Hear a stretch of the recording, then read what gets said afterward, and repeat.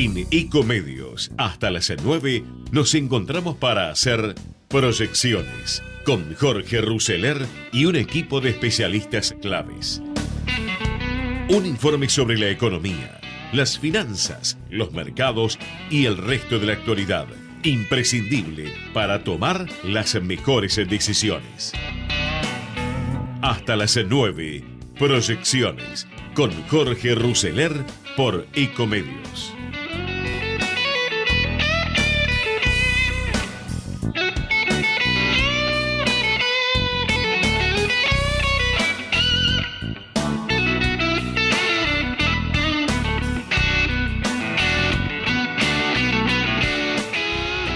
Buenas noches para todos. 20:30, 20 grados 4 la temperatura. Tenemos información de último momento sobre el hecho más importante en Bolivia, en Latinoamérica, con impacto en Argentina y en el mundo que acaba de suceder hoy.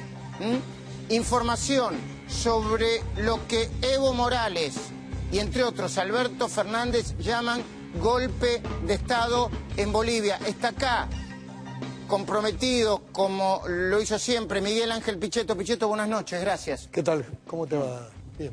Está el canciller en línea. Antes de saludar al canciller, voy a comentar, de acuerdo a mis fuentes, chequeadas por dos fuentes distintas, una conversación que tuvieron hace poco tiempo, hace horas, el presidente en ejercicio, Mauricio Macri, y el presidente electo, Alberto Fernández, sobre lo que algunos llaman golpe de Estado en Bolivia y otros llaman otra cosa que enseguida vamos a definir. Según mi información, Alberto Fernández llamó al presidente Macri. En primer lugar, tenían la intención de publicar un comunicado conjunto o que firmara el presidente en ejercicio con el que Alberto Fernández estuviera de acuerdo. Pero rápidamente la conversación cambió porque hay un hecho fundamental en el que Argentina tendría responsabilidad. Existiría, no tenemos la confirmación, existiría la información de que el ministro del Interior, exministro sería ahora, de Evo Morales, me chequean el nombre y el apellido, por favor, producción, el ministro del Interior de Evo Morales estaría en la embajada argentina y hasta donde nosotros sabemos, el presidente electo Alberto Fernández le habría pedido al presidente en ejercicio, Mauricio Macri, que le concediera inmediatamente el asilo, así como algunos otros funcionarios que estuvieran pidiendo asilo en Argentina. ¿Evo Morales también? No lo sabemos, no lo sabemos. Repetime el nombre, Alejandro. Carlos Gustavo Romero, el ministro del Interior, o exministro del Interior de Evo Morales, estaría en la embajada argentina. Obviamente deberían preservarlo, ya lo voy a hablar con el canciller. Agrego esta información. ¿Dónde está Evo Morales? Está en la zona de Cochabamba. Está bien, de acuerdo a fuentes que pudimos consultar, estaría bien, muy preocupado, pero estaría bien. ¿Cuál es la situación en Bolivia? Lo vamos a informar en minutos.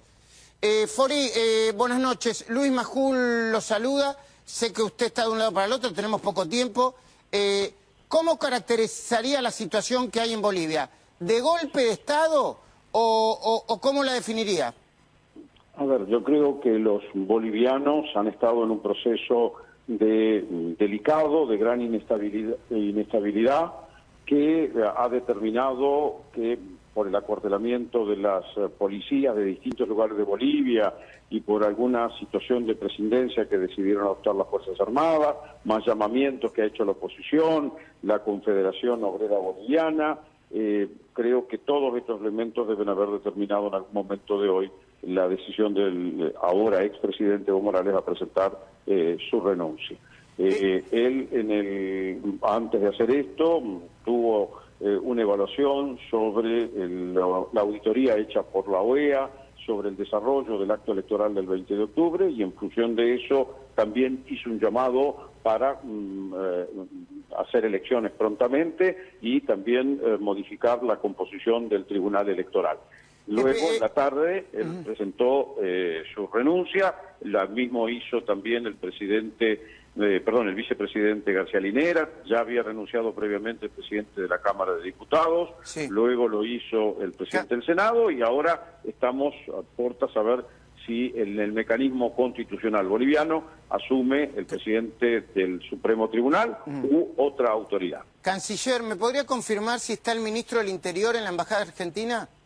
A ver, nosotros hemos conocido de que hay algunos funcionarios que obviamente están buscando algún lugar que tuvieran, si tienen alguna situación de inseguridad. No le puedo confirmar si él está dentro de nuestra embajada, pero ha habido consultas sobre este particular. No, nos dicen que está. En el caso de que esté, entiendo yo que ustedes le van a dar asilo y no los van a detener, como están pidiendo algunos sectores de las Fuerzas Armadas de Bolivia, que están en este momento, yo no diría al mando del gobierno, pero casi en control de la situación. A ver, ha habido muchas situaciones, las embajadas pueden ser un lugar donde haya un resguardo, de cuando uno entiende que su situación física o lo que fuera está con algún tipo de problema. En el caso para tomar el ejemplo con más claridad, en Venezuela hay muchos funcionarios o parlamentarios que están como invitados en distintas embajadas y eso no necesariamente significa el asilo. Esto tiene que ver con el hecho de que una embajada es un territorio, hay una extraterritorialidad que es respetada por los países acreditantes y las personas... Por eso le digo, canciller, personal. Discúlpeme que lo interrumpa, canciller, mientras tanto le pido a mi producción. Hay una serie de tweets de Alberto Fernández y creo que el último, el anteúltimo, de alguna manera responsabilizaría al gobierno de Mauricio Macri si es que le pasa algo a algunos funcionarios que, según Alberto Fernández, estarían en la Embajada Argentina. Furí, perdón, Furí, discúlpeme.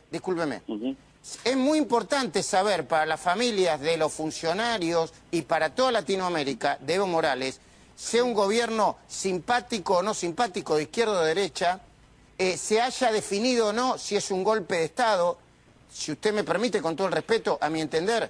Evo Morales, el presidente que más tiempo condujo Bolivia, cayó por su propio error en 3 horas, 3 semanas, 3 años y 9 meses. Su país se enfrenta ahora a un agujero negro. Para evitar que lo devore todo, la tarea urgente es calmar las calles y encontrar a alguien que gobierne bajo el marco de la democracia. La misión final será resguardar los avances económicos y sociales y barrer con el autoritarismo tan característicos unos y otros del expresidente.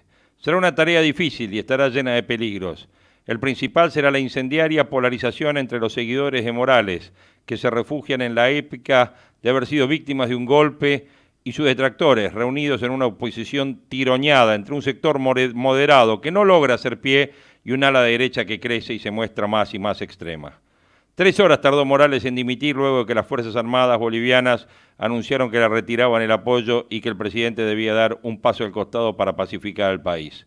Sin esa red de acero que sostiene a Nicolás Maduro, el ya aislado Morales no le bastaron los respaldos que llegaban de Alberto Fernández y del Grupo de Puebla para sostener un error autogestionado, creer que el éxito económico y la estabilidad política lo habilitaban a desoír la voluntad electoral de los bolivianos y a moldear las normas con la ayuda de la justicia para adaptarlas a su sueño de ser un presidente eterno.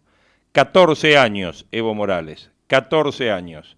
Como sucede con la dirigencia de otros países, Morales pensó que avanzar contra la pobreza y poner dinero en el bolsillo de la gente son condiciones suficientes para gobernar sin atender otras aspiraciones de la sociedad. Si en Chile esas expectativas son las de equidad económica y de la de igualdad de acceso a la educación, la salud o la vivienda, en Bolivia son las de la alternancia democrática y la salud institucional. 3 años sin escuchar, desde el referéndum del 2016, en que los bolivianos le dijeron que no debía presentarse a otro mandato, Evo tuvo 3 años para escuchar y entender ese reclamo de alternancia, pero se empecinó en ignorarlo, hacia adentro y hacia afuera de su partido, el Movimiento al Socialismo. Hacia afuera, en lugar de respetar el resultado de la consulta y enamorado de su propio éxito, buscó convertir su popularidad en un 4º mandato con el aval de la Corte Suprema, que le renovó la posibilidad de presentarse a otros comicios porque era su derecho humano. Hacia adentro del MAS, el exacerbado personalismo de Morales se tradujo en la ausencia de una nueva generación de dirigentes. Él mismo se encargó de alimentar esa falta por miedo a que su sucesión terminara en fracaso. Lo mismo como ocurrió con Rafael Correa y Lenín Moreno en Ecuador o con Lula y Dilma Rousseff en Brasil. El camino del ex jefe de Estado hacia las elecciones de octubre pasado estuvo repleto de señales de que si no se respetaba el mandato del referéndum, al menos debía asegurar la transparencia de los comicios presidenciales para evitar sospechas y cuestionamientos de la oposición, como finalmente sucedió. La economía, su gran catapulta doméstica e internacional, comenzó a mostrar sus debilidades en los últimos años, pese a que avanzaría un 4% en el 2019 y que la pobreza cayó del 38 al 15% desde el 2006, la caída del precio del gas, el creciente déficit fiscal y la reducción de las reservas hacen prever problemas cercanos. Las malas noticias económicas empezaron a limar la popularidad de Morales el año pasado y cuando ésta recuperaba la demora del gobierno en combatir los incendios en la Amazonia en agosto, le dio un nuevo golpe. La otra cara de los vaivenes de la campaña fue la carrera de la oposición. Durante años, Evo lo neutralizó y diluyó con su habilidad política, con sus logros económicos y con su talento para integrar a la sociedad a los grupos que Bolivia siempre excluyó, indígenas, mestizos y pobres. Sedujo incluso a aquellos que siempre lo recelaron, como los votantes de la pujante Santa Cruz de la Sierra, que ahora vuelve con su crítica original. Pero apenas se topó con la oportunidad, la oposición se reanimó. El año pasado empezó a capitalizar el descontento institucional que había dejado el aval de la justicia a la candidatura de Evo. También aquejada por la falta de renovación se alineó con un candidato ya conocido, Carlos Mesa, un periodista, un historiador de centro, que tuvo que hacerse cargo del descalabro político y económico que dejó Gonzalo Sánchez de Lozada al renunciar en el 2003. Irónicamente, la fuerza ascendente y demoledora que arrinconó a Sánchez de Lozada fue el propio Evo, entonces carismático dirigente coca-colero. Ahora a Morales le toca el destino de Sánchez de Lozada, dimitir luego de una crisis autoinfligida, de una violencia desatada y de una soledad creciente ante la deserción de todos sus aliados históricos. A Evo esta crisis lo estalló, o más bien le terminó de detonar hace 3 semanas, en la noche del día electoral, cuando súbitamente el escrutinio que indicaba que debía haber un balotaje entre Morales y Mesa se detuvo. Al recomenzar 12 horas después, los resultados señalaban que el presidente obtendría la reelección en primera vuelta y Bolivia se movilizó, se dividió y se violentó. Primero, Evo se empecinó en defender un conteo de votos que todos descontaban como viciado. En el camino de esa obstinación, el expresidente perdió el respaldo de todos sus socios de siempre. Uno por uno, desde mineros a indígenas, el sindicato obrero lo fueron abandonando a medida que la oposición se hacía fuerte en las calles. Las estocadas finales fueron la de los motines policiales y la del comunicado de las Fuerzas Armadas. ¿Fue golpe o no fue golpe? A solas con su error y presionado por un lapidario informe de la OEA, Evo decidió ayer a la mañana convocar elecciones, pero no fue suficiente. Parada en el límite de lo legal y legítimo, la oposición exigió más y fue por la renuncia total, no solo de Evo, sino de toda la línea sucesoria, hasta el Senado. Nadie del MAS, fue el grito de guerra opositor que desoyó la advertencia de Luis Almagro, el secretario de la OEA, que lo constitucional sería que Morales terminara su mandato en enero próximo. Renunciado el presidente, la oposición, dominada ya no por Mesa, sino por una derecha religiosa y dispuesta a todo, se choca allí con su encrucijada, una que lo ubica cerca de un golpe. Ella es tan inmediata como urgente es la necesidad de detener la violencia que amenaza a Bolivia. Esa encrucijada lleva la forma de muchas preguntas. ¿Podrá ser la oposición diferente a Morales? ¿Podrá salir Bolivia del revanchismo? ¿Se dedicará a proscribir al MAS y se convertirá en un irónico espejo de Nicolás Maduro? Por ahora da signos de que se evitará ese escenario y también hay signos de que no. Pero el tiempo corre, Bolivia y sus calles se incendian y si la oposición no se centra, será tan peligrosa como fue la obstinación autoritaria de Evo Morales. Bueno, así comenzamos esta semana, donde obviamente la incertidumbre en Bolivia tras la renuncia de Evo Morales, las elecciones en Salta, las argentinas y la maternidad subrogada y toda la fecha de la Superliga son los temas que principalmente están comenzando. Le damos los buenos días, la bienvenida a estas proyecciones de hoy lunes 11 de noviembre del 2019. Semana que comienza con buen tiempo en todo el país. Buenos Aires y alrededores, temperaturas agradables, 19,2 en este momento, máxima de 26 para el día de hoy. Atención al tránsito porteño por una marcha que arranca a las 13 en el Obelisco con destino a la Embajada de Bolivia en Corrientes al 500. La crisis en el país vecino es una de las noticias del día, pero obviamente hay muchas más. Y para presentar las noticias del día, le pedimos a Javier Martínez, a quien le damos los buenos días, que hoy está feliz, Hoy feliz porque hoy el subte fue una maravilla. Parecía que estábamos en Copenhague, no que estábamos en Buenos Aires. Copenhague es una de las mejores ciudades y más lindas ciudades del mundo para vivir. Y Buenos Aires debe ser la segunda, calculo yo. Así que así empezamos con los títulos. Dale. Las proyecciones de los títulos que serán noticia.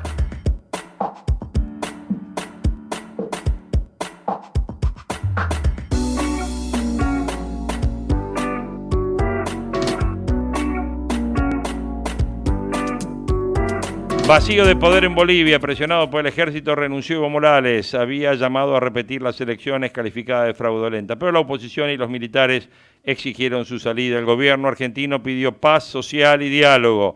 Fernández, al igual que varios dirigentes de la región, denunció un golpe. Convulsiones que agitan América Latina sumaron ayer un nuevo capítulo. Evo Morales, primer presidente indígena de Bolivia que gobernó durante más de 13 años, presentó su renuncia y dejó al país en un vacío institucional tras la dimisión en cadena de sus sucesores.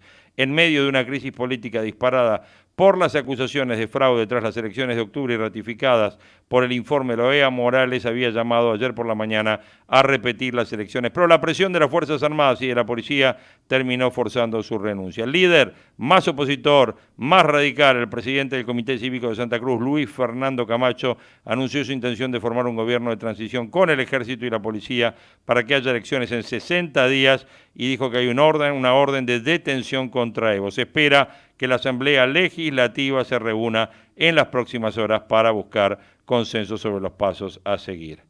¿Qué más tenemos por acá? España, ganó Sánchez, pero la sorpresa la dio la ultraderecha. Elecciones en España, el gobierno socialista ganó ayer las elecciones y Pedro Sánchez podrá ser investido una vez más como presidente del gobierno si logra acuerdos con otras fuerzas. Sin embargo, la gran ganadora de la noche fue la agrupación de derecha Vox, que se convirtió en tercera fuerza nacional y pasó a tener 53 bancas en el Congreso, más del doble que la que tenía. La gran perdedora, Ciudadanos, que prácticamente de 50 bancas pasa a 10. El socialismo pierde 2 bancas, de 122 a 120. ¿Quién crece? El Partido Popular también crece. La salida pasaría por un acuerdo entre los dos partidos tradicionales, entre el PSOE y el Partido Popular. De quien también ganó fue Sáenz. En Salta derrotó al kirchnerismo y va a suceder a Urtubey. La intendente de la capital se impuso por casi 30 puntos de diferencia. Lo felicitó Macri y lo felicitó Fernández también. Fuerte caída de depósitos en los bancos desde las PASO. Se redujeron 42% los que estaban en dólares y 12% los que estaban en pesos. ¿Qué más tenemos? Superliga enredada, ni Boca pudo. El 0-0 con Vélez dejó a 10 equipos separados por 5 puntos. Pablo Giral, anoche en el programa de TNT, el último, la fecha todavía no termina, hacía este comentario, este editorial respecto de la fecha. Dale. Ya estamos listos para arrancar esta jornada con 2 o 3 temas puntuales. El primero tiene que ver con el empate en Liniers entre Boca y Vélez, Vélez y Boca 0-0. No me gustó el arbitraje de Lustó para mí.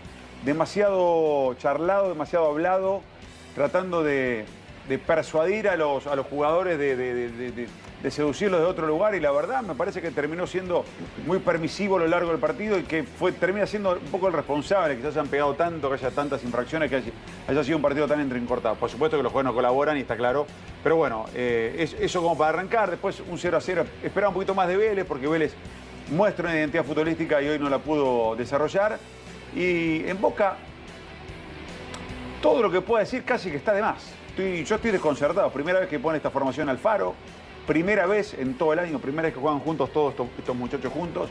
Y es difícil analizarlo una idea. Pero está a punto de campeonato, sí, está a punto de campeonato. Pero vamos a hablar fino o vamos a hacer de cuenta que no pasa nada, que está todo bien, que está puntero con Argentinos y con Lanús.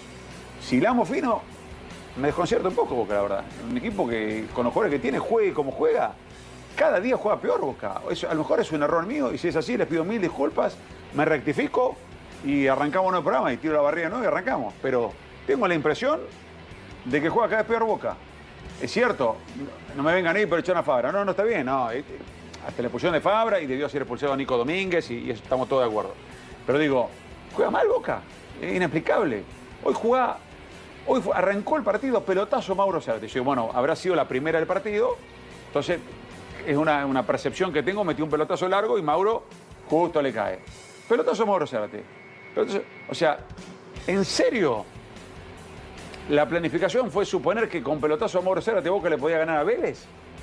Que además Mauro Zárate no es una de las virtudes que tiene cabecear o el anticipo en el cabezazo, en ese tipo de situaciones con el pase largo.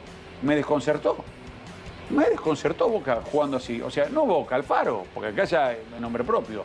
Y después del partido dijo que lo haría muy feliz quedarse en Boca. Yo creo que para mí está tirando los últimos manotazos porque sabe que Boca va a salir a buscar un nuevo técnico, independientemente de quien se encargue de manejar el futuro del club.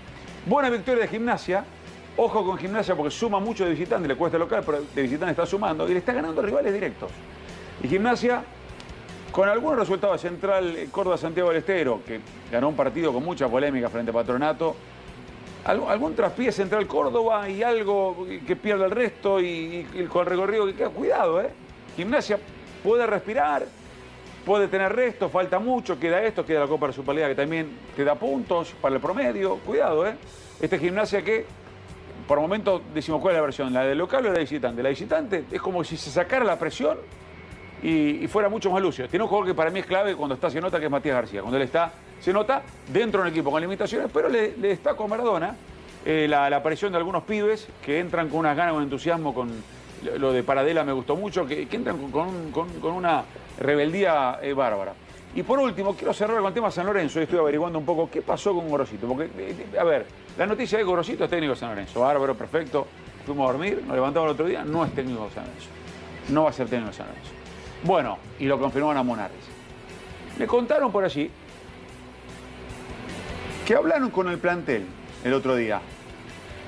A ver, estaba todo más o menos encaminado, estaban negociando con Tigre, había que pagar una rescisión de contrato de Gorosito, que primero le pidió Tigre que se quede con Riestra, después le pidió Tigre que se quede con Chacarita, después le pidió un resarcimiento económico por rescisión de contrato, después le pidió un adelanto por el pago de Menossi, le pidió mucho Tigre. Y de golpe se juntaron algunos dirigentes, tantearon así a los jugadores, que che, ¿cómo estamos? ¿Bien? Y notaron que los jugadores, hay mucha empatía y mucho buen clima con Monarris. Y después, bueno, le faltaba el desarrollo del partido. Y el partido les dio ese espaldarazo al punto tal que salió después Marcelo Tinelli diciendo, se queda Monarris. Y lo ratificamos por un par de partidos más, que en realidad son un par de partidos más. Después verá qué hace, pero extiende el interinato y se sacan este problema de encima de Gorosito. Porque además, debo decir, en Gorosito había muchos que decían, che, es la solución. Y otros que decían, ¿es Gorosito el indicado? ¿Es tanto Gorosito? ¿Estamos seguros de contratar a Gorosito y gastar tanta plata y demás? Estamos para gastar tanta plata, así que atención, por eso tantas idas y vueltas y este plan B que surgió de las trabas que puso Tigre, de las dudas que puede haber en el medio y de las soluciones que le entregó Monarris. Porque creo que ahí también radica un poco el secreto de por qué San Lorenzo dio marcha atrás por lo menos hasta fin de año con el tema de la contratación de un técnico. Señores, somos la fecha TNT, hay mucho material, mucho para compartir con ustedes, ojalá que nos acompañen, que estén del otro lado. Hablaremos de River y el campeonato local, que le sigue pasando esto. Más allá de quiero en este caso hacer un asterisco a veces que River ya está pensando en la final de la Libertadores y eso es muy difícil sacarte de la cabeza, es muy bravo. De los títulos deportivos de hoy, de la comparación con Guardiola, la hazaña de algunos. Alfaro, el técnico de Boca, contó que un futbolista le habló de Pep y de su primer año en el City para compararlo con su ciclo y dijo también que cree que se lo ha castigado de manera muy cruel y con mucha hazaña. Alfaro explosivo, River y los fallos. El director técnico de Boca se calentó por el arbitraje de Lustó, volvió a hablar de la semifinal contra River, habló de su continuidad y se enojó por diferentes críticas desleales. El sutil gesto de Mauro con su escudo, Zárate volvió en un clima hostil a Liniers y cuando Alfaro lo sacó entre miles de gritos en su contra, dejó otro capítulo en su historia contra Vélez. Del paso al equipo grande a tocarse con el emblema de Boca. Bueno, y siguen los comentarios, todos estos, obviamente, el primero de todos en el Olé de hoy, ¿qué dijo la gente sobre lo de Alfaro y Guardiola? Show de memes y comentarios para Alfaro, el DT de Boca comparó su ciclo con el arranque del Pep en el Manchester City y obviamente desató todo tipo de bromas. Bueno, por ahí van los comentarios de deporte de esta mañana, Golpe en Bolivia, dice Ámbito, generó la renuncia de Morales, ordenaron anoche la detención de Evo. México le ofrece asilo, ataque a exfuncionarios. Democracia en retirada, escribe Marcelo Falac. La renuncia que presentó ayer Evo es una formalidad que no oculta la naturaleza del desenlace de la crisis político-institucional de Bolivia. Ese país acaba de actualizar en Sudamérica la práctica del golpe de Estado con participación decisiva de las Fuerzas Armadas. ¿Es un golpe? ¿No es un golpe? Bueno, es un tema de debate. Mercados piden definiciones al nuevo gobierno, vencimientos de deuda, calendario sin respiro. ¿Reestructurar ya la deuda o no? Esa es la cuestión para el próximo gobierno. Lo cierto es que el cronograma de vencimientos para lo que resta del año y de los primeros meses del 2020 no le dan ninguna tregua a Alberto Fernández. Sin financiamiento y con escasas reservas no hay margen para afrontar los pagos en dólares. Además, hay una montaña de vencimientos en pesos. Cansancio electoral y el extenuante calendario desdoblado que arrancó en enero con un plebiscito en La Rioja terminó ayer con la elección del gobernador en Salta, que ganó por amplio margen el actual alcalde Gustavo Sáenz, un dirigente alineado con el masismo y también con el radicalismo. También ayer renovaron intendentes San Luis, Resistencia y Arroyito. La estrategia de despegar los comicios de los nacionales se tradujo en un frenesí de fechas que consumió 25 domingos de los 52 domingos del año. Reclamos por un plan consistente, el reclamo de los mercados por mayor claridad sobre lo que el próximo gobierno tiene en mente en políticas clave como la negociación de deuda del tipo de cambio ya es público. Los informes del fin de semana de la mayoría de los operadores hablan de eso. El último consultatio que define que la transición empeoró y que hay pocos avances en saber si las medidas que Alberto tiene en mente forman parte de un plan económico integral y consistente. Es la duda que hay ahora, ¿eh? ¿Hay plan o no hay plan? ¿O hay un siga-siga? El socialismo ganó en España, pero sigue el bloqueo político, que aún más lejos de la mayoría en el Parlamento que en la elección previa. Auge de la ultraderecha. Charlas de Quincho, la crisis en Bolivia cambió la agenda de la maratón en Buenos Aires del Grupo Puebla, anticipos de lo que viene para el campo y Argentina brilló en celebración con Putin. Bueno, listo, tapas de ámbito, ahí tienen lo que se va resumiendo en la mañana de Buenos Aires en los temas. Transición, ansiedad, incertidumbre, y eso se nota prácticamente en todas las comidas del fin de semana. 8 horas 34 minutos, 19:02 la térmica y la temperatura, momento despertador que ya presenta nuestro operador. Dale. Proyecciones, para estar siempre en tiempo.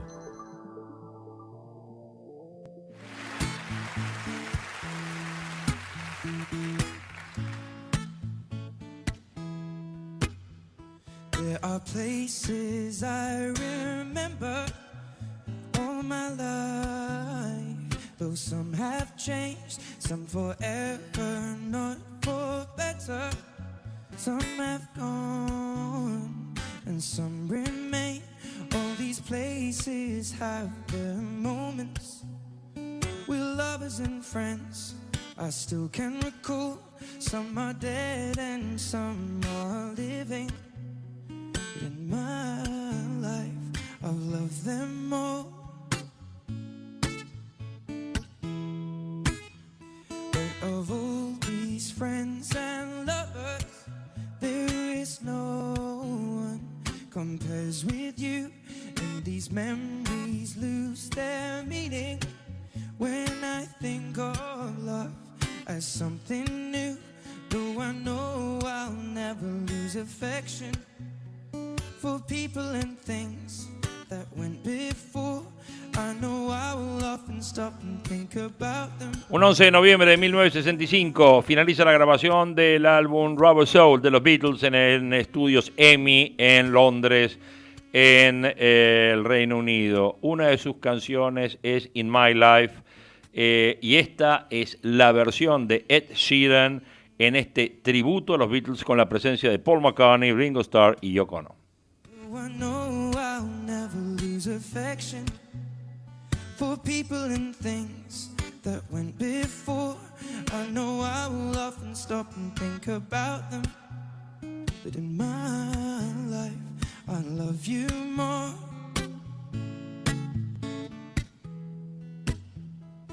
In my life I love you more.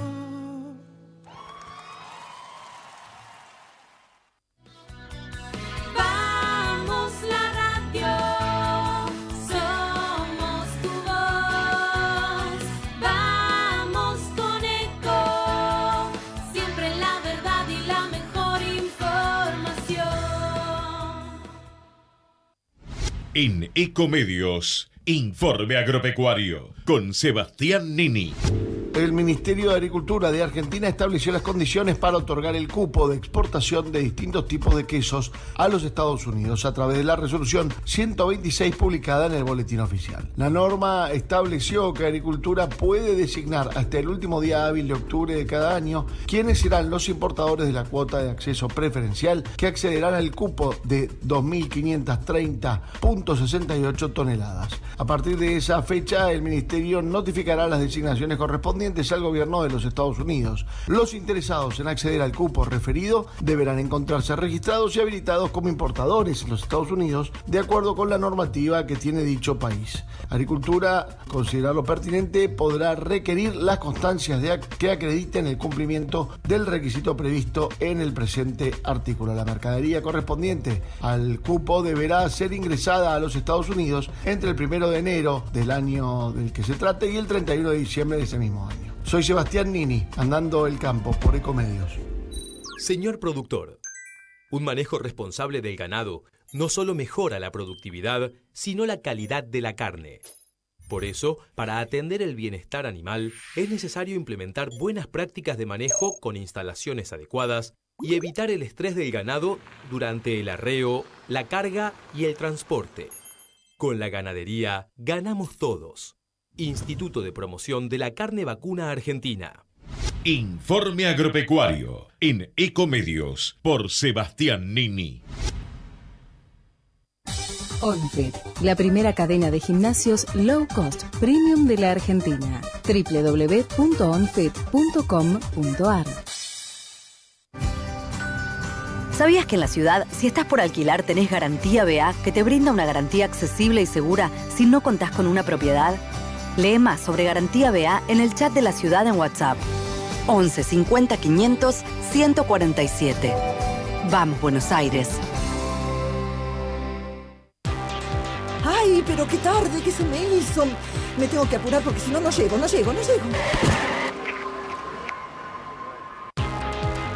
No. ¿Pero seguro?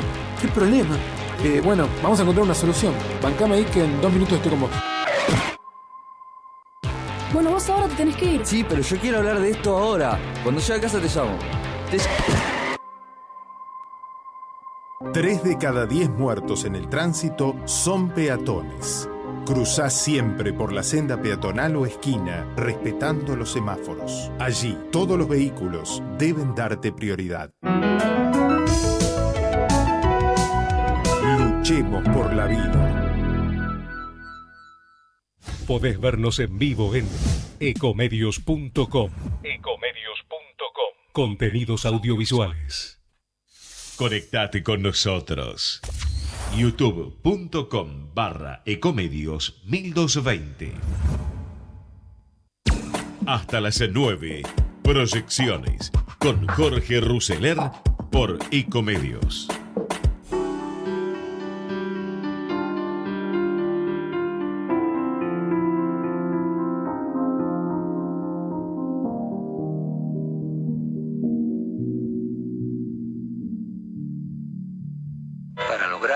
Morales hizo lo que se cansó de reclamar que hiciera. A nivel nacional Cambiemos y nunca lo logró. Se alió con el peronismo no kirchnerista y eligió como vicegobernador a un representante del partido de Sergio Massa. Para Gerardo Morales, el peronismo es más práctico que el radicalismo y él cultiva esa practicidad. Bueno, Gerardo, muchas gracias por estar acá. Un gusto. Vamos a empezar con de quiénes son los votos. El 40% de los votos que sacó Juntos por el Cambio son de Macri, son de la suma de la coalición, son del antiperonismo. ¿De quién son? Yo creo que es un 40% del pueblo argentino que expresa una idea de valores, de toda semejante movilización que se dio en las grandes ciudades y espontánea tuvo que ver con expectativas de gente que quiere un país diferente, donde funcionen las instituciones, donde haya respeto, paz, donde con la conciencia de que a veces hay que hacer esfuerzos para tener un país mejor. Me parece que allí ha habido como una concepción ¿no?, que ha estado expresada en ese 40%.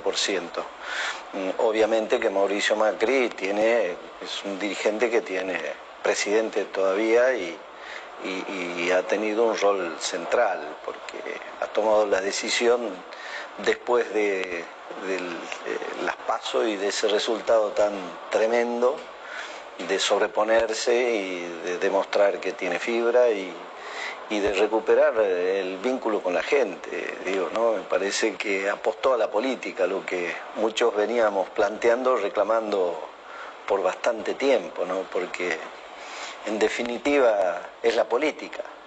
Antes que la economía, acá por lo menos, los mercados se alteran cuando hay debilidad en la política y cuando hay crisis en la política también. La política hacia la economía. Me parece que sí, ¿no? Y que entonces el fracaso económico tuvo que ver con el fracaso político. El fracaso económico tuvo que ver con componentes económicos también, pero me parece que han habido componentes políticos, ¿no? Y después de la crisis del año pasado, de tipo de cambio y la profundización de la crisis, ha tenido componentes que primero es político centrales. Y después empieza a generar las consecuencias económicas y se retroalimenta solo. Yo creo que en nuestro caso sí. Gerardo, cuando Perón llega a la Argentina y era querido por todos, aún así sacó el 60% de los votos, 61% de los votos. Casi un 40% lo sacó el radicalismo, 20 y algo por ciento, y otro partido de centro de aquella época, creo que 14%. Pero vos sumás, te encontrás ahí con esa cantidad de votos, alrededor de 40%. O sea, del mejor momento del peronismo, había un 40% de gente que no votaba peronismo. Cuando vas a la ciudad de Buenos Aires, lo mismo, de la Rúa le gana la senaduría por la ciudad de Buenos Aires al candidato peronista con el regreso de Perón, o sea, en el momento más mayoritario del peronismo. O sea, pareciera haber que hay un campo político antiperonista que el radicalismo encarnó, donde finalmente Juntos por el Cambio es la continuación de eso mismo, independientemente de quién pueda encarnar como candidato, pero que los votos son del mismo campo político que va teniendo distintos nombres, distintas encarnaciones, pero hay una continuidad histórica. ¿Lo ves así? Yo lo veo así, y esta pregunta que me haces justamente me parece que pone el punto en un tema positivo que deja esta elección, que es que tenemos la oportunidad de que se recomponga el sistema de partidos en otro formato, distinto al esquema tradicional peronismo-radicalismo, en un formato de coaliciones de partidos, en una de ellas obviamente el radicalismo formando parte importante, pero me parece que yo la verdad que estoy esperanzado en el resultado y la composición de las cámaras, y creo que la política tiene una gran oportunidad de recomponer el sistema de partidos, salir de la atomización que ha profundizado la crisis del 2001. Tenemos los argentinos la oportunidad de que vayamos a un sistema político, democrático, recomponiendo el sistema de partidos mucho más ordenado, donde hayan dos fuerzas políticas importantes. De hecho, Cambiemos termina con 119 diputados, y me parece que ese es el camino para resolver el problema de la grieta. Es el equilibrio, ¿no?, en el Congreso fundamentalmente, en la política, y la necesidad de que todas las fuerzas políticas tengamos que dialogar, gobierno y oposición con gobierno. Podríamos decir que la destrucción que produjo del sistema de partidos políticos en el 2001 hoy se estaría cerrando. Yo diría que hay una oportunidad. ¿De que se cierre? Por eso es que tenemos un desafío en Cambiemos de consolidar como fuerza política, como una coalición de partidos a Cambiemos, y por eso el desafío de más institucionalidad. Y también una coalición de partidos dentro del peronismo, o alas o formas. Y el peronismo también siempre con la impronta movimentista, ¿no? Ahora, yo no sé si a lo Nietzsche quiero plantear de que finalmente nada nuevo bajo el sol, que en realidad Juntos por el Cambio, Cambiemos, es la reencarnación del radicalismo con otros nombres o otros aliados, pero finalmente es el no peronismo, y la coalición peronista finalmente con sus diferencias es el peronismo. Otro fenómeno que se ha marcado como novedoso, y no sé si es tan novedoso, son las marchas a las que vos te referías de Macri pospaso. Ahora, ya antes de la existencia de Macri había gente autoconvocada. Yo recuerdo perfectamente cuando fue la 125, que se llenó la Plaza de Mayo, o la muerte de Nisman, o cacerolazos en el último tramo de Cristina. Pareciera que no es un fenómeno que nace a partir de Macri, sino que es preexistente a Macri. Yo diría que es un fenómeno de movilizaciones que han tenido disparadores, y yo creo que el disparador en esta elección ha tenido que ver con justamente una cuestión eminentemente democrática, ¿no? Y que está relacionada, creo que de todas las convocatorias o movilizaciones que vos detallás y que es verdad, pero que han tenido otros componentes.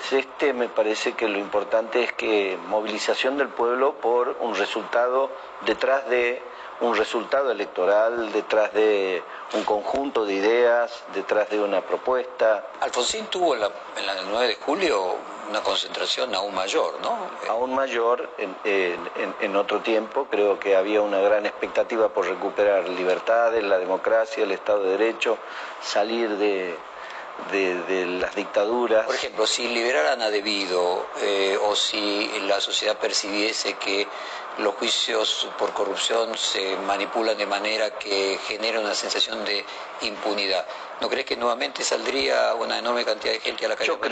Yo creo que sí. Por eso es que esos temas de valores, ¿no es cierto?, sobre el tema del fin de la impunidad, sobre la necesidad de que haya justicia en la Argentina, también ha sido uno de los componentes que ha puesto tanta gente en la calle, ¿no?, movilizada espontáneamente. ¿Las redes sociales, Gerardo, pueden ser un potenciador de esto que estamos viendo? Las redes sociales juegan un rol en términos de conexión entre la gente, de comunicación entre la gente. Y de que lo espontáneo pase a ser organizado. Y que organizan lo espontáneo, digamos. Organizan lo espontáneo. ¿Fue un error de Durán Barba y de Marcos Peña haber polarizado con el kirchnerismo? Fue un error, claramente. El Frente de Todos gana por el acuerdo que hicieron con Sergio Massa, porque fíjate que los votos de Sergio Massa, el 10, el 11% que él tenía a nivel nacional, los saca de una alternativa entre los dos extremos o entre las dos puntas y lo pone en el Frente de Todos. Inclusive el 15% que él tiene en la provincia de Buenos Aires le sirve a Kicillof para potenciar un resultado. Si no, las encuestas, el resultado expresaban los datos de las encuestas en las PASO. Ahí escuchamos a Gerardo Morales en el diálogo que tuvo anoche con Fontevecchia, que fue publicado el reportaje en el perfil de ayer. Diferencias entre los mandatarios del PJ ante un nuevo acuerdo, titula La Nación hoy en su página 12. Dice: un grupo rechaza subir las retenciones a la minería y el agro, mientras otros defienden la emisión monetaria. El presidente electo Alberto Fernández logró encolumnar a los gobernadores peronistas detrás de su candidatura, con excepción de Juan Schiaretti. Esto viene de Córdoba, ¿no?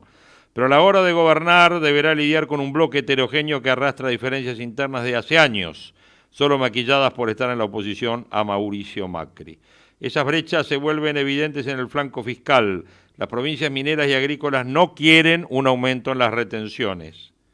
Repito, no quieren un aumento en las retenciones. Otros distritos barajan la idea de un pacto productivo y un último no descarta como herramienta contra la recesión el uso de la emisión monetaria, tal como lo plantearon algunos gremialistas la semana pasada. Por ejemplo, Schiaretti, Perotti y Bordet tienen diferencias importantes con el tándem Mansur-Gildo-Infran.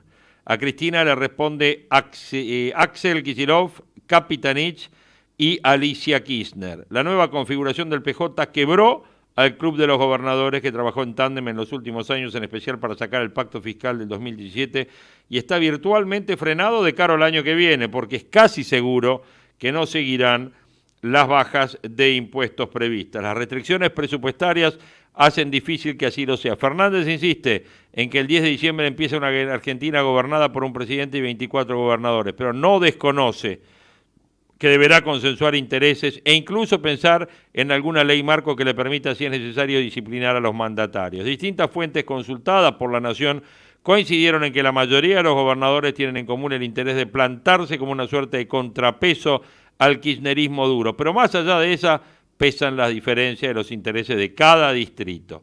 Hay contactos informales tratando de coordinar una estrategia, pero los distintos sectores admiten que avanzan sin conocer cuáles son los planes de Fernández, de Schiaretti, Bordet, Perotti y Uñac, que comparten que sin determinadas reformas y reconversiones en la producción de la economía, esto no arranca y se va a estancar con los ingresos propios y los que reciben desde la Administración Central. Para el presupuesto y los primeros paquetes de leyes, Sergio Massa deberá negociar con cada uno de estos mandatarios y Fernández deberá pensar en esquemas de compensación si las normas que impulsan no favorecen a las provincias. Los gobernadores de las economías altamente dependientes del campo y la minería no comparten la suba de retenciones como fuente de financiamiento, ya que no solo es una carga no coparticipable, sino que afectan ganancias que sí se reparte. Y una reprogramación de las deudas provinciales acerca a algunos peronistas con quienes estarán en la oposición, como por ejemplo los mandatarios de Mendoza y de Jujuy. En términos de decisiones económicas,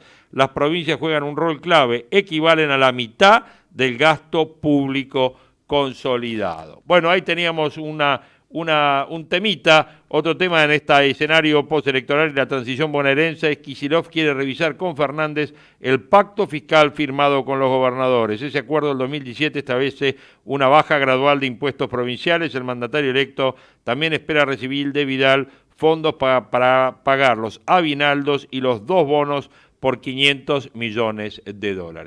8 horas 53 minutos, 19:02 la temperatura. Y le pedimos a Javier que nos adentre en el mundo del informe. Dale. Informe Rousseler.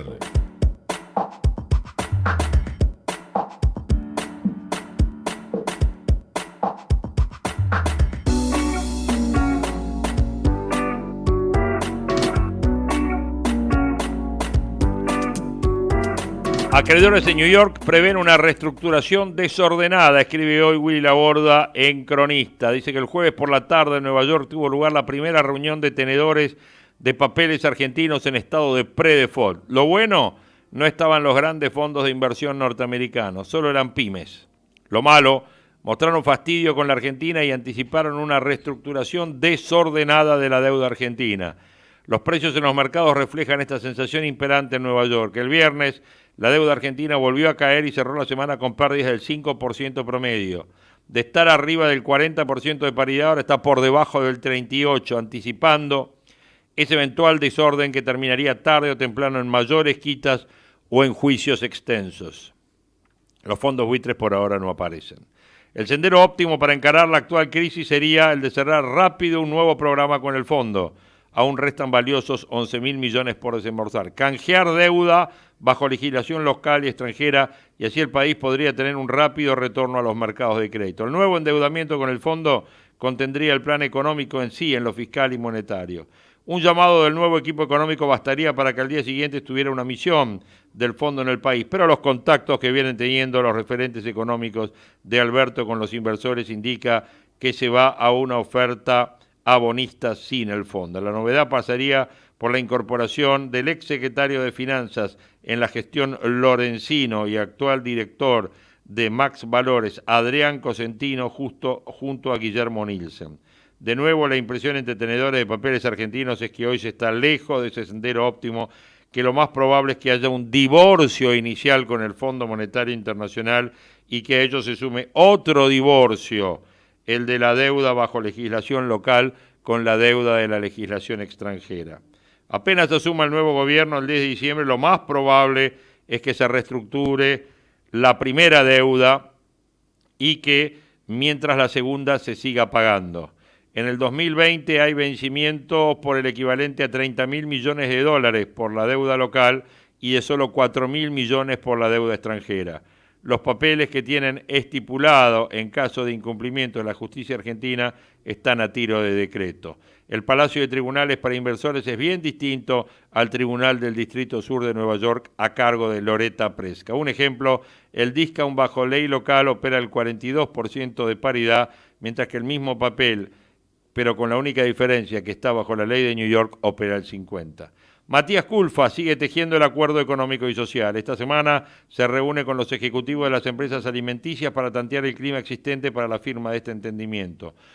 Los empresarios capitaneados por Daniel Funes de Roja responderán seguramente con el mensaje clásico para estos pedidos y con un todo ok, pero claro, sujeto a que los costos no aumenten tampoco, incluido el dólar. El aval empresario a los primeros pasos en lo económico de Alberto Fernández está asegurado. La danza de nombres para diferentes cargos continúa. Alfonso Prat Gay está deseoso de incorporarse al nuevo gobierno. Carlos Melcoñán habla con Alberto Fernández, pero no como futuro integrante del gobierno. Otros están más concentrados en sacar provecho de ser candidatos a cargos, participando y facturando reuniones con inversores locales o extranjeros. El gran interrogante del 2020 pasa por la madre de todas las batallas económicas, que es la situación fiscal. Y este año cierra con un rojo de arriba del 1% del PBI. ¿Qué hacen con las jubilaciones? Es la gran decisión por tomar. Un informe de EcoGo mostraba que una alternativa sería volver a la ley de movilidad anterior y que se empiecen a aplicar los topes fijados en la suba de los ingresos al ANSES. Al fijarse bajo la ley Galliani, el ajuste funcional al 70% del IPC y 30% de los salarios sin ningún tope, y ahora se está en problemas dado que nunca se previó el riesgo de que la inflación y la economía se desbocaran como sucedió. Una definición de la Corte que vuelva al esquema original permitiría darle ese margen de maniobra que la política necesita para enmarcar las jubilaciones en el acuerdo de precios y salarios sin una nueva judicialización. Mirta Tundis declaró que hay que cambiar la fórmula de las jubilaciones o bien esperar un fallo de la Corte. Sería el retorno al ajuste de las jubilaciones con la fórmula existente hasta diciembre del 2017. ¿Se acuerdan? El día de los cascotazos que rompieron toda la plaza del Congreso. Mauricio Macri se mueve ya en modo oposición y buscando asegurarse el liderazgo. Una jugada no menor en ese sentido es la designación de Patricia Bullrich como presidenta del PRO para alegría de Marcos Peña, frente a designaciones más lógicas como las de Rodríguez Larreta o María Eugenia Vidal. Tarde o temprano, el traslado de poder dentro del PRO sucederá. La preocupación en la Ciudad de Buenos Aires pasa por los recortes de fondos que puede hacer Alberto contra ese bastión del PRO. Obras seguramente le recortarán. El resto es coparticipación automática. Pero además hay giro de fondos por el traslado de la policía a la ciudad que están basados en un decreto del Poder Ejecutivo. Y esa es la duda. Igualmente definirá la Corte velozmente como ocurriera ahora con la demanda planteada por provincia en la reducción de IVA a los alimentos. Donde la transición opera con fuertes contactos es en la provincia de Buenos Aires y Axel, a través de Carlos Bianco, mantiene mensaje con Federico Salvay casi a diarios. La caja que recibe alcanza para pagar sueldos, jubilaciones, aguinaldos y no hay atraso en la coparticipación. Y el pago de los 260 millones de dólares por un vencimiento de deuda el 26 de enero, bueno, en teoría debería abonarse emitiendo la provincia una letra que suscriban municipios bonaerenses con liquidez como La Matanza. Suena difícil esa voluntad de pago y sacrificio, pero bueno, estamos un poco en la Argentina. Es lo que está diciendo Willy Laborda, pero también hoy hay una nota muy interesante en El Cronista, en la página 10, donde dice que empeoran las perspectivas y el reperfilamiento a la uruguaya se aleja. Dicen que desde Wall Street evalúan que después de la reciente corrección del mercado ya están valorando alrededor del 45% de quita nominal y los bonistas están conformando los comités para lo que vendrá. La baja en el valor de los títulos de las últimas semanas llevaron a que Wall Street modifique las perspectivas sobre el reperfilamiento anunciado de las PASO. Los analistas esperan ahora que la quita nominal sea mayor y descartan la posibilidad de una renegociación a la uruguaya. Tanto el Deutsche Bank como el Credit Suisse lo marcaron en informes recientes de sus equipos de investigación en días en los que el presidente electo, Alberto Fernández, manifestó que la Argentina no puede pagar la deuda en las condiciones que está. Si bien Fernández admitió que esta deuda fue contraída en un gobierno democrático, marcó que la comunidad internacional no se entiende y nos va a acompañar. Deutsche Bank describe en promedio los precios que los bonos cayeron desde el 10 de octubre, un 14% para los de dólares y 10% los que están en euros. En ese sentido, admitió que después de la corrección el mercado ya está valorando alguna quita del 45% de quita nominal si asumimos un canje de deuda en bonos a 15 años y exit yields al 10% y 9,5%, específicamente del 47% de los bonos en dólares y 42% de los que están en euros. La corrección refleja las percepciones cambiantes de cómo la situación de la deuda se resolverá. En pocas palabras, es probable que los mercados se hayan dado cuenta de que los vientos en contra políticos y económicos van a necesitar un alivio significativo de la deuda y señalaron que más inversores parecen haberse desplazado hacia la perspectiva que ellos ven, que la situación de la deuda debe resolverse a través de una renegociación completa que incluya una quita nominal. Si bien es posible un esquema centrado en la extensión de mayor plazo, es probable que se realicen junto con quitas y reducciones de cupones. Demasiadas ilusiones en la retórica de la quita, de hecho saltaron de Uruguay 2003 ni de Ucrania 2015, ya hablan de algo más duro. La Argentina no podrá reemplazar el financiamiento del fondo con el mercado. El sector público nacional ha experimentado muchas dificultades financieras desde el año 2018. Para paliar los efectos de este frenazo de capitales que sufrió la Argentina este año, el gobierno solicitó y accedió a un apoyo extraordinario del fondo.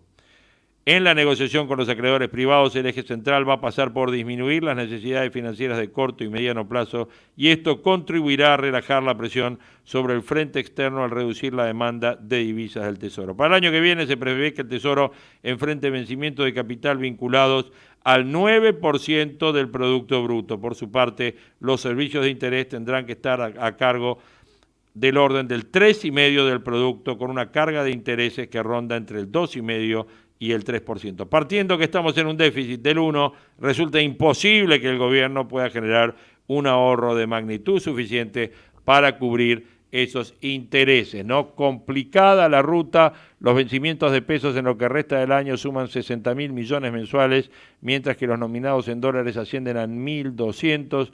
Los vencimientos en dólares entre noviembre y diciembre de 2019 suman más de 2.500 millones y en el 2020 los vencimientos en pesos arrancan con fuerza desde febrero, 160.000 millones y hasta mayo suman 600.000 millones. En cambio, los vencimientos en dólares se elevan con furia entre abril y mayo, superando los 8.000 millones. Entre enero y mayo suman 12.000 millones. Como ustedes ven, el tema no es fácil, el tema obviamente tiene su cuestión. Y entonces la pregunta que se hace es, ¿la deuda se paga o no se paga?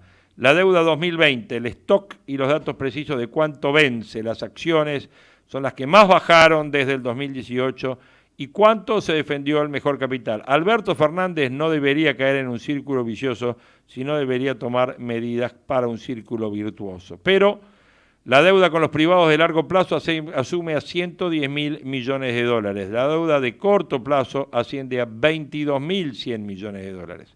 La primera conclusión es que la deuda con el sector privado asciende a 127.000 millones y cuando se habla de una quita a la deuda se está indicando una quita a estos bonos, a los 120.000.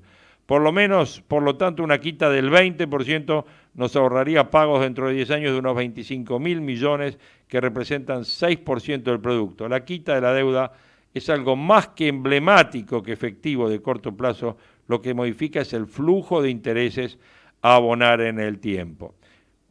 La deuda con el Estado es 103.000 millones, pero eso obviamente está todo intraestado y con organismos internacionales 73.000 millones. La pesada carga la tenemos en el primer semestre, como les comentaba. El gobierno debe implementar una solución para el pago de la deuda en el primer semestre con las escasas reservas existentes. Esto es imposible, por ende es necesario renegociar compromisos, conseguir financiamiento genuino, expresar que la tasa de interés tendría que bajar a futuro y mostrar un presupuesto con superávit para mostrar que a futuro se va a poder pagar los intereses que se renegocian. O sea, hay que pedir sustentabilidad intertemporal de la deuda. Con un superávit primario de más de 2 puntos del PBI, los acreedores van a estar satisfechos y eso hace bajar fuerte el riesgo país. ¿Con qué resultados terminamos este año? Dijimos un déficit del 1% y algunos ven un déficit del 1,5%. Tarea titánica para el gobierno el presupuesto 2020. El problema es que el gobierno está pensando en cerrar la brecha vía suba de impuestos, como aumentar bienes personales, aumentar retenciones, no dejar ajustar balances por inflación. Y todo esto puede mejorar los números fiscales de corto plazo, pero lo que hace, obviamente, es tirar la inversión para abajo. Es un buen momento para pensar en un plan que sea sustentable, único camino por el cual el presidente podría lograr una mayor adhesión de voluntades en las elecciones de mitad de mandato. Argentina crece el año que viene, arrastramos ya un ajuste negativo del 1,5% y la mayoría de los analistas ven una caída del PBI del 2,5% para el 2020. La caída de este año va a ser del 3%. No hay que esperar una gran recuperación, tampoco una gran caída. Argentina 2020 va a carecer de crédito en el sector privado, los bancos han perdido mucho volumen de depósitos, sobre todo en moneda extranjera. El Banco Central le va a exigir una cantidad de encajes no remunerados el año que viene. Esto va a encarecer el financiamiento y la brecha entre la tasa activa y pasiva va a subir también, como los gastos bancarios. O sea, no vienen buenos tiempos para los bancos, tampoco viene buen tiempo para el crédito. Los bancos, como vemos, por ejemplo, un número, Banco Galicia en el principios del 2018 valía $72, señores, hoy vale 12. 72 valía, hoy vale 12. YPF en enero del 2018 valía 25 $25, hoy vale 9,40. Ternium cotizaba $40, hoy vale 20. Esto muestra claramente que los bancos fueron más castigados que las empresas ligadas a la exportación. Algo parecido con los bancos pasa con Edenor, que cotizaba 60 y hoy vale 4,96. Pampa cotizaba $70, enero del 2018, hoy vale 14. Cresut, ligada al campo, todos saben que el campo le va genial, que Cresut valía $23, ahora vale 4,71. Transportadora de Gas del Sur, en enero valía 23, hoy vale 6. Telecom 40, hoy vale 9.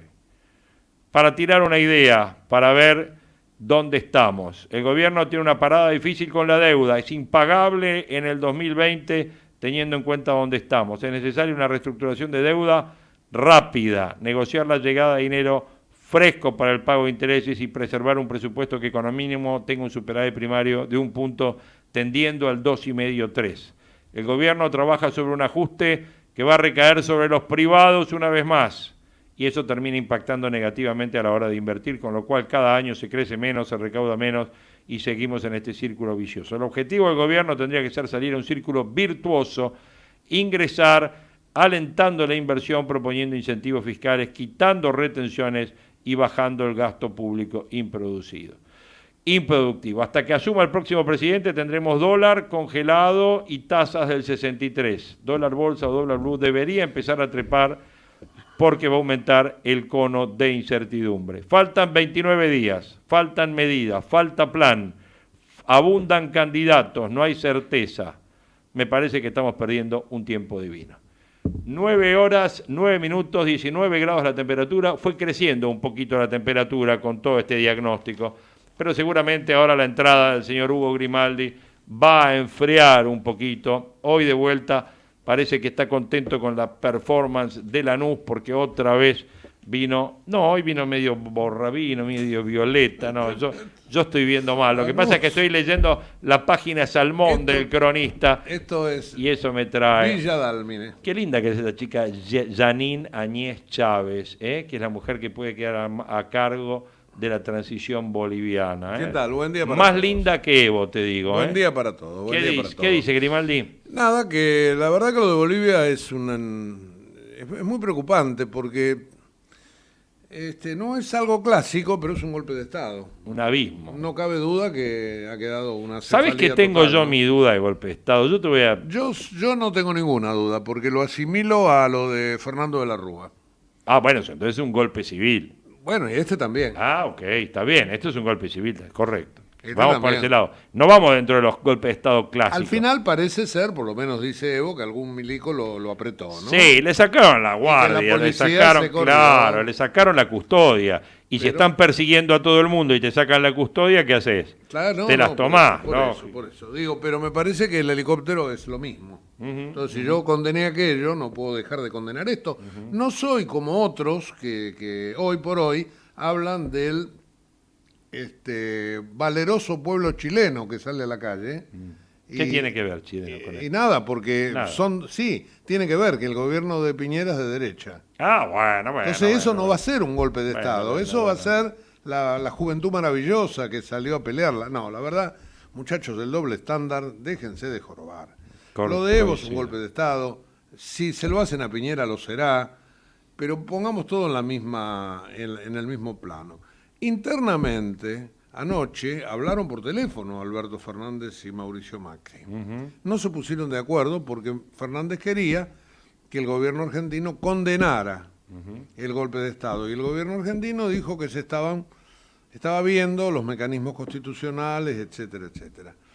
Yo le recordaría al presidente electo que constitucionalmente quien fija la política exterior es el presidente de la nación. Y tiene todo el derecho del mundo, Mauricio Macri, de hacerlo hasta el 9 de diciembre. Y me remito a las palabras de Cristina Kirchner en el palco. Claro, lógico. Que ella, como 2 veces presidente constitucional de la Argentina, le pedía a Macri que gobierne hasta el 9 de diciembre. Por lo cual, Alberto Fernández puede expresar todo lo que quiera, toda la voluntad que tiene de cambiar, en todo caso, la política exterior, pero a partir del 10 de diciembre. Ahora, me pareció muy civilizado, muy bueno, ojalá que se repitan otros temas, y que no sea un llamado telefónico, en todo caso hablar mano a mano siempre es bueno, la charla de Fernández y Macri, aunque no se hayan puesto de acuerdo. Sí, lamentable el tema, ¿no? Pero a mí me llegaron... Ahora vos estabas por ahí un escalón más abajo de lo que yo opino del golpe de Estado. ¿Vos creías que había algún tipo de atenuante o...? No, atenuante no. Yo lo que veo es que ver el golpe de Estado sí o no es una foto. Y yo estoy viendo la película. Está bien. Y la película es que este muchacho, coca-colero, con 14 años en el poder, que ya pasó y repasó y ya prácticamente era un Disneylandia de la reelección, porque prácticamente era así, ya hasta la propia corte que puso él fue y le dijo para que se lea como lo que se tiene que leer para que pueda presentarse. Llega un informe de la OEA donde dice que el fraude fue una cosa espantosa y que gran parte de ese fraude se cometió con los bolivianos acá en la Argentina. Entonces, me parece que ya había habido una... Y además, el día que el informe del escrutinio daba que iban a un balotaje, se corta, vuelven y dice, ganamos. Listo, a partir de ahí la gente sale a la calle, se vuelve loca. Y además, me parece que económicamente le va bien, pero ya no le va tan bien. Entonces... Pero no hubiese sido mejor, como en aquel tiempo de la Rúa, esperar que se cumpliera el tiempo constitucional para decirle no podés seguir, porque de esta manera lo que se logra es que Evo Morales se victimice.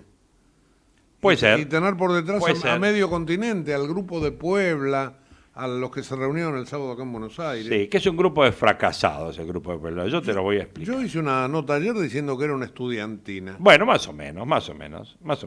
Yo estoy seguro que tuvo el patrocinio de Axel. Pero bueno, dejando de lado eso, sí, más o menos, es el mismo tipo de discurso. Lo que pasa es que me parece que yo no sé de esto, si esto significa que Alberto Fernández está intentando trazar... Tengo mis serias dudas de Alberto Fernández a esta altura del partido, te digo. ¿En qué sentido? En que más o menos estoy de acuerdo con lo de Bornstein de ayer. Cada día dice una cosa distinta. Y no sabemos qué Alberto funciona. Bueno, está bien. ¿No es cierto? Porque el Alberto del Grupo de Puebla es un Alberto parecido en parte al Alberto que se junta con Putin, con Correa, el programa de Putin, que se junta con López Obrador, pero es distinto al Alberto que yo escuchaba un mes atrás hablando respecto del Fondo Monetario y hablando respecto del reperfilamiento de deuda de la uruguaya. Entonces, yo no sé si es porque el teorema de Baglini, si es porque...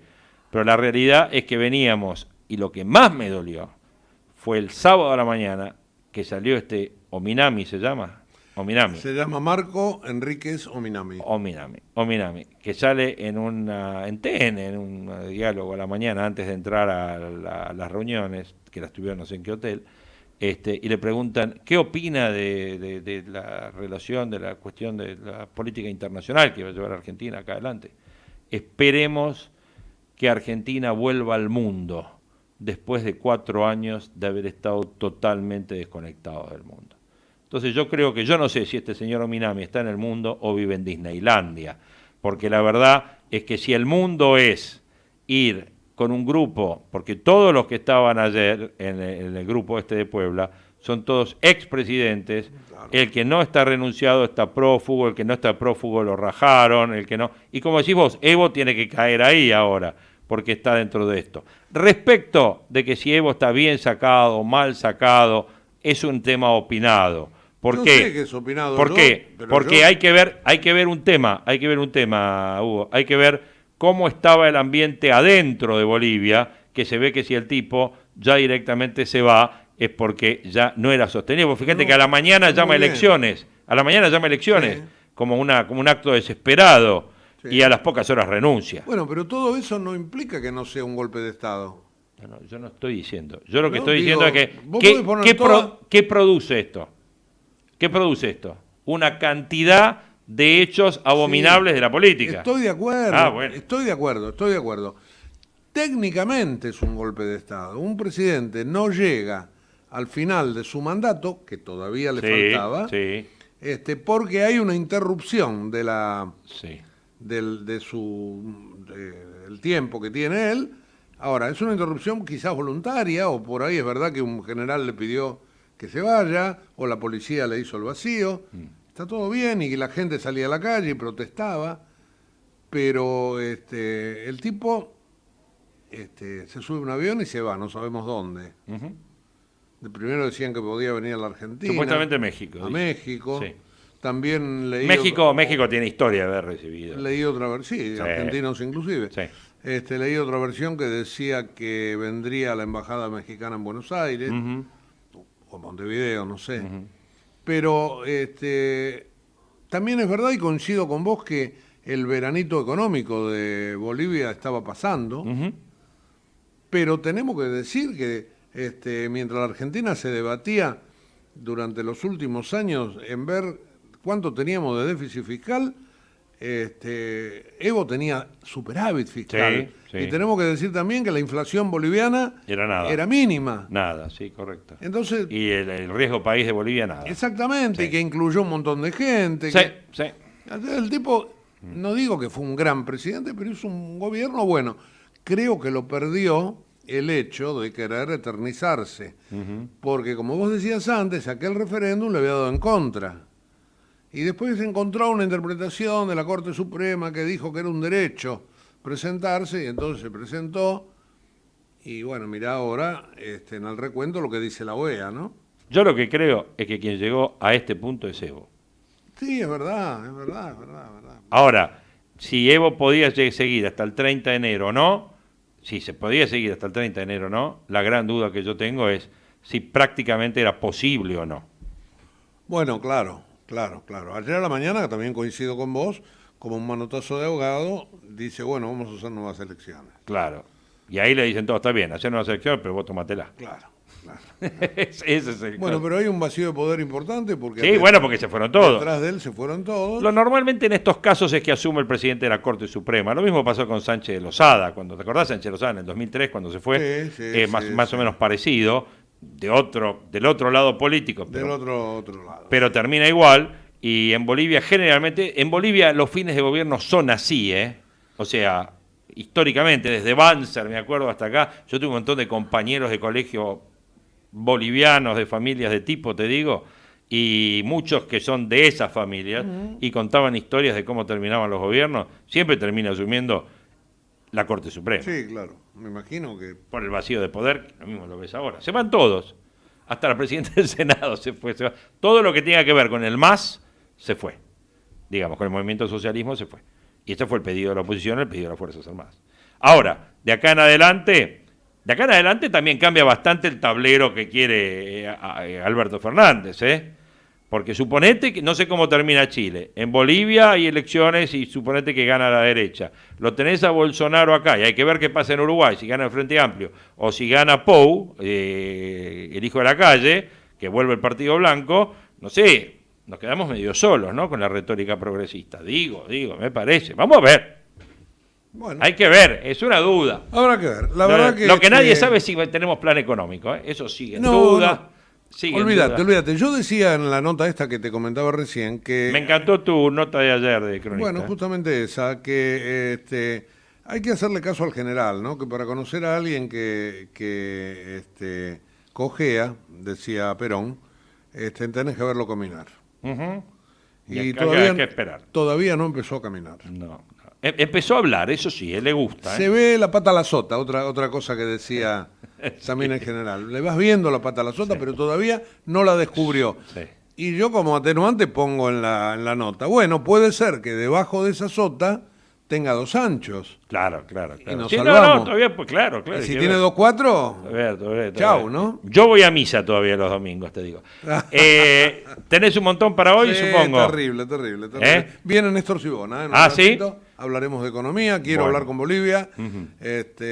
Por ahí le damos también calce a algún analista latinoamericano. Perfecto. El otro día Andrés Cisneros estuvo muy bien en cuanto a lo que debería ser la política exterior argentina. Y de ahí derivó el reportaje del fin de semana. También hubo un reportaje el fin de semana. Sí. Es muy bueno el reportaje de Jorge Fontevecchia a Ominami, a Enrique Ominami, hay que leerlo, está en perfil de ayer. Si no, hay que verlo en Net TV, que dura como 2 horas, pero hay un buen resumen en el diario.